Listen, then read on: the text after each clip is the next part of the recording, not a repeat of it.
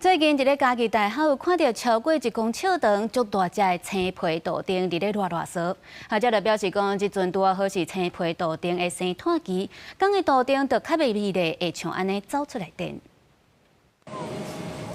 超过1米长的青豆丁，豆豆我已经到爬起伫树啊，互经过学生带一个国立家己大学的新民校区，有学生发现学校内底有这种大只的青豆丁。学校的教授讲，即马是因生炭的季节，所以才会出现这种等时的行为。繁殖的时候呢，这一些大型的公的蜥蜴，它就会有所谓的展示的行为，所以你会看到它颜色会变得比较鲜艳，而且例如说它原本可能是在隐秘的树林里面，在展示的行为时候呢，它会离开这些隐秘的地方，到比较显眼的地方。除了市区的学校出现，伫郊区的南塘校区嘛有学生翕到大只的青豆丁。教授就讲，北江溪周边的环境都是青豆丁密度较悬的所在，生态的季节，因透过水沟的公路，就较会出现伫咱人生活的环境。这些沟渠连接到我们的所谓的巴掌溪的这个部分，大型的公的个体，它也许会沿着这一些渠道，然后就进到比较我们现在认为说比较都市的地方，例如说像我们的新民校区。